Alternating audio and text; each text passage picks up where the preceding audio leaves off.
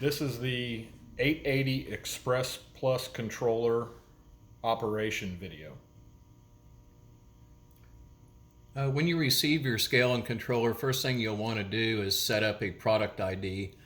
This is done by pressing the enter key. It shows 3-digit ID. We have 100 available product IDs. They're in a range of 001 through 100.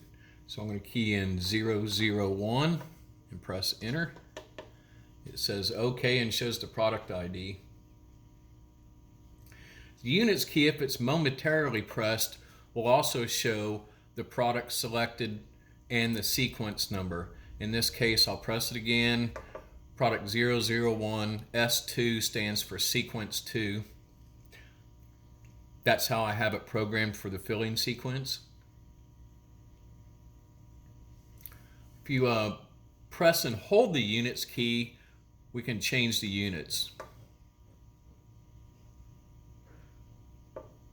If I press and hold it again, we'll go back to pounds. Once you have your units set up and your 3-digit product ID selected, you will momentarily press the menu key and it'll scroll off 001 target. So it's showing you that what product ID you're on and the parameters target. And target, of course, is the desired final target weight. If you press the right arrow key, we'll take it to the next parameter, slow. And this determines how much of the final target weight will be slow fill. Right arrow key again. Next parameter is free, which is the free fall. This is the value deducted from the final target weight to allow for product in suspension. When the feed gate closes, there's still product that is in the air or in suspension that hasn't reached the platform or the rest of the product in the bag to be weighed. So in this case, we're going to prematurely close the gate at 49 pounds because we say we have 1 pound of free fall to allow for that product in suspension. Start is the start fill delay, and this is the time of delay from when the foot switch or hand wand is activated until the beginning of the fill cycle. This is just to allow enough time for the clamps to close and get closed on the bag before the feed gate opens. Clamp stands for clamp delay, and this is the time delay after weigh complete until the bag is released from the spout.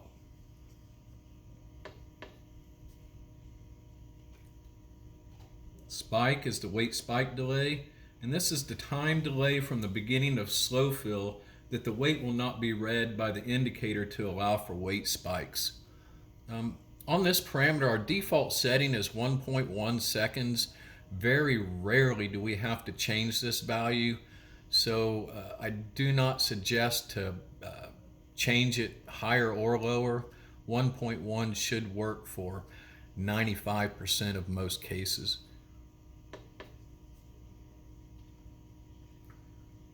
Data stands for data string. This enables or disables the data string output out of the COM port. If the data collection is not being used, the parameter should be set to 0 for disabled.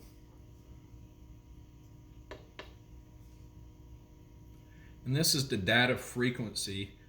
This sets the frequency of how often the data string is sent out of the COM port. And you can see we've made a complete loop of through the parameters. We're back to the target. So the right arrow key will scroll you forward through the parameters.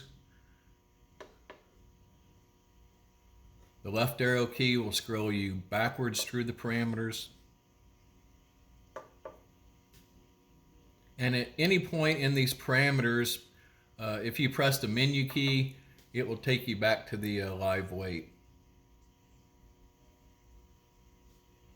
One thing I do want to point out, if your scale is equipped with a foot switch or a hand wand, If you keep the foot switch or hand wand activated when it comes weigh complete, it will hold the bag on the spout and not release it, so that you can do a bag check or a weight check of what the weight is.